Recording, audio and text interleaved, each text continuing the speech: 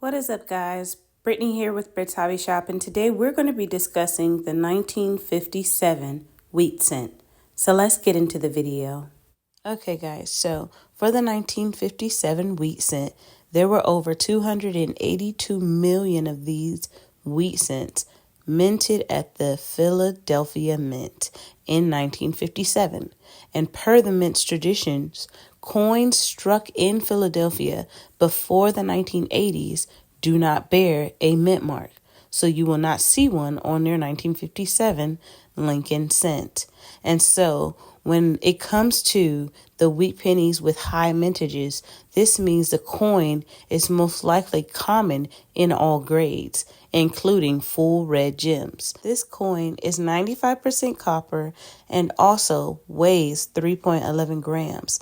Now, if you didn't know, it has gotten up to a mint state 67 at auction, and I am going to show you guys currently all the sales that have been happening for thousands of dollars in that high grade. So check it out.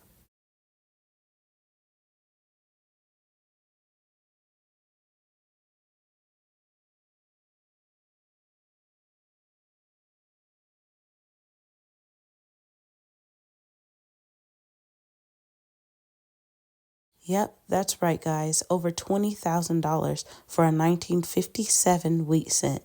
And this only happened 1 year ago. And so, guys, if you have a coin that you think may be worth thousands of dollars or potentially mint state, high grade mint state condition, I urge you to go ahead and take this to your local coin expert at your local coin shop and see what they say about it. Get 2 to 3 different opinions before you make your decision.